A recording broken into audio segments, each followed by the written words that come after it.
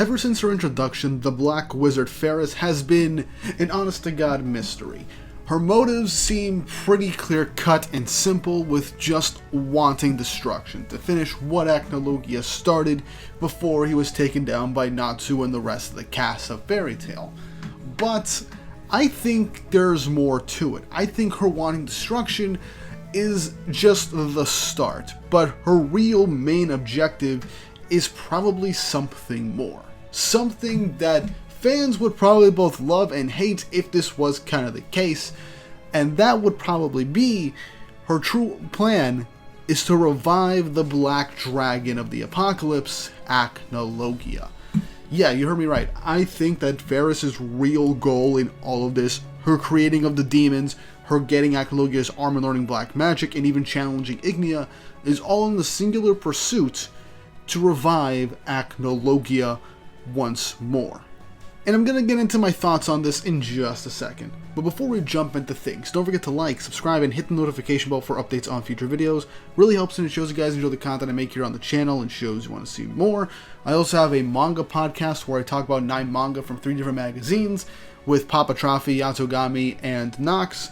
It's a lot of fun. We just broke 1,000 subscribers. If you read any of the manga that we are currently talking about, jump in and join the discussion. Or come take a listen, maybe you'll find a new manga that you might want to start from the beginning if you haven't already. And I also have a second channel for myself that is a passion project of mine called GW Comics, where I talk about comic books. It's a lot of fun, and I have a couple of plans for that channel as well. That one is closer to 1,000 subscribers. Links to both these channels will be in the description down below. And now, on to the video. Now, before I jump into how Faris will probably revive Acnologia, let me explain my reasonings as to why I believe Faris will revive Acnologia, and that is in chapters 193 and 194 gives some subtle evidence as to this being the case, primarily when she's fighting Bestia. During this fight and confrontation, Faris actively unleashes the power of Acnologia that is within the left arm that was previously ripped off in his fight with Ignial, and once she did this, she seemingly gained the persona of Acnologia, talking as if she was Acnologia himself. As before she dealt a finishing blow to Bestia, or at least a critical blow, she literally called herself the Black Dragon of the Apocalypse, Acnologia. As when she was hit by Bestia's flames, she says, "I recall those." And the specific wording was, "Humans and dragons alike tremble in fear before me, the Black Dragon Wings of Darkness Acnologia," before beating Bestia. And that literally got the gears turning, as with her fully saying that she is Acnologia, gives off the impression that however she unleashed his power, she either believed she was Acnologia or acted the part, or she truly did take on the personality of Acnologia. And the way she regards Acnologia in chapter 194 is calling him her master, as when she saw Fairy Tail Team A, she referred to them as the ones that slew her master. And so the reverence that she has for Acnologia has not been subtle at all since her introduction. So what evidence do I have that Acnologia is going to be revived by Faris? Well, there's a few key points of information that we need to consider, which is obviously the most important piece of information being Acnologia's left arm, the arm that was ripped off by Ignial. Now, we all know that when dragons end up dealing massive blows or damage to dragons, it's akin to a curse where they don't heal from them, as we've seen from Selene having near permanent damage from her battle with Ignia, and would have died from those injuries slowly if Irene didn't take those injuries upon herself and did that whole reincarnation type thing that I'm not going to get into. But needless to say, certain injuries from dragons cannot really be healed whatsoever.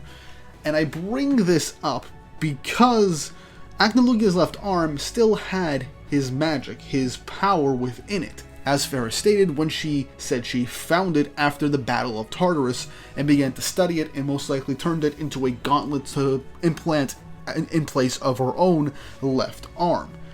And the important thing to note here is that in Fairy Tail, magic is essentially a combination of one's spiritual and physical power alongside ether nano, meaning that magic itself is a part of your soul. And so when Faris utilized the power of Acnologia, letting it flow within her body from the left arm, she's essentially channeling the spirit of Acnologia that was a part of that arm that was left behind. Now, you're probably thinking that I am reaching off this, but there is precedent for magic to be part of the soul, and the key piece of information is something that you probably wouldn't expect, and that is one of the former members of the Nine Demon Gate of Tartarus, Franmouth. You know, the little glob-like guy with the spikes and the Cyclops eye. The guy whose power was literally to consume others' souls and utilize their power.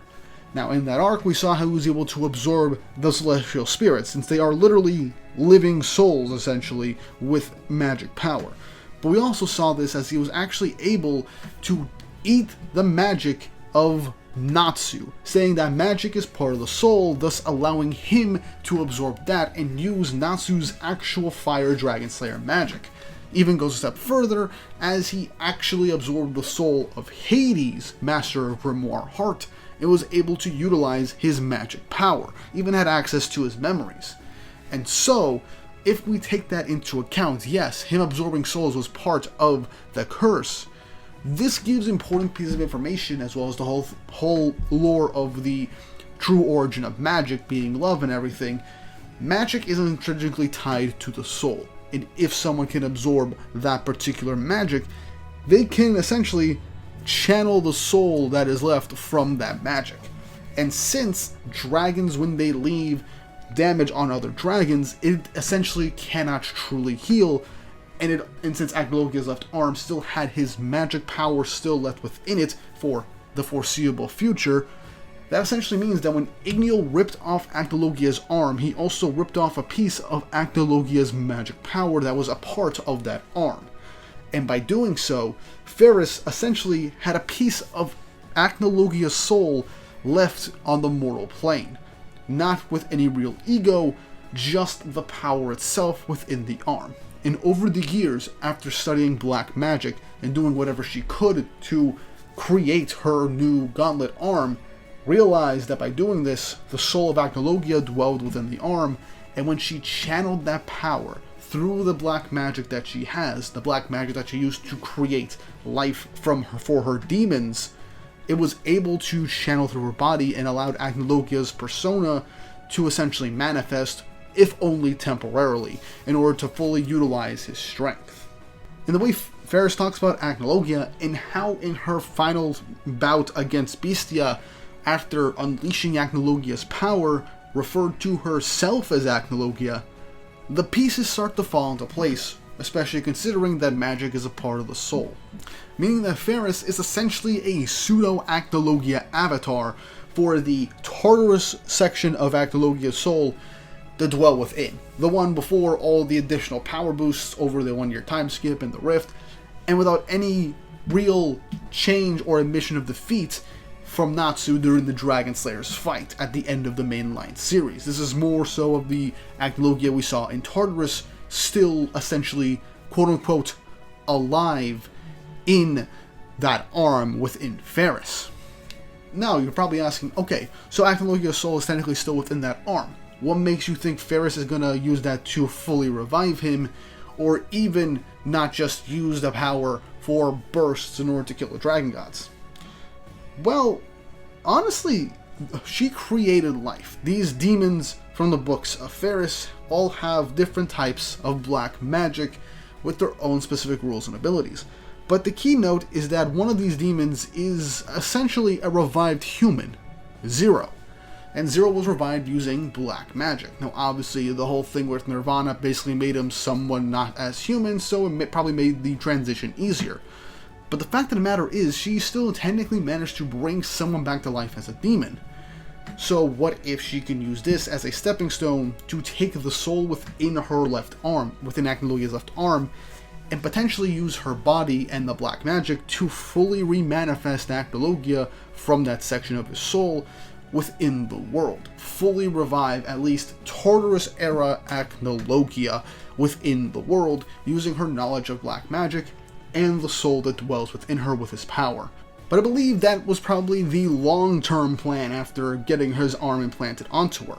The short term was most likely to destroy the dragon gods and cause more destruction upon the world, like Acnologia originally wanted, as she kind of views him as her master, essentially as a follower of sorts.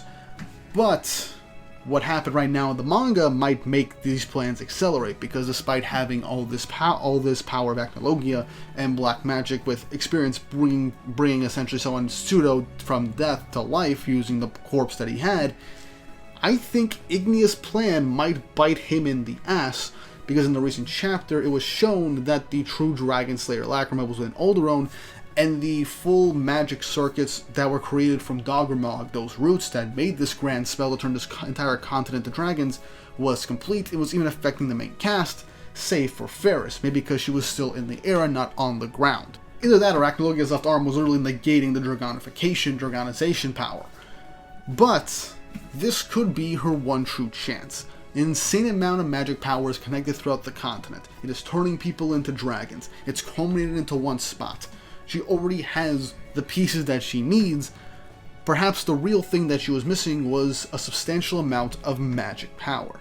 And so, once this arc inevitably concludes, when Alderaan once again is defeated by Selene, or most likely Faris now that she's on her way there, what if she decides to utilize the power from within the Lacrima, within these dragon roots that Doggermog made, for a future plan to revive Acnologia? What if she had the pieces, she just didn't have a substantial amount of magic power? And so, that could be the final piece of the puzzle to revive Acnologia. Faris, with the arm, with Acnologia's soul and magic within it, her staunch devotion to his need and philosophy of destroying the world, bringing about the end times, her study of black magic, the creation of the demons, creation of pseudo-life, and reviving someone from the dead technically with zero. All these coincidences or loose pieces of information can be brought together to potentially revive Acnologia. At least that's my belief. Again, this is most likely a bit of a stretch, but there is enough evidence within the story of Fairy Tail to make this a possibility. Do I think Mashima is going to actually revive Acnologia after giving that send-off? Probably not, but then again, this could also tie into one major regret Mashima has had over the course of Fairy Tail, and that is not fleshing out Acnologia's character enough. We only had a sliver of his backstory, and we never fully explored his full mentality in the main series. While I love Acnologia, he was definitely the least developed out of most of the major villains, especially in comparison to Zeref.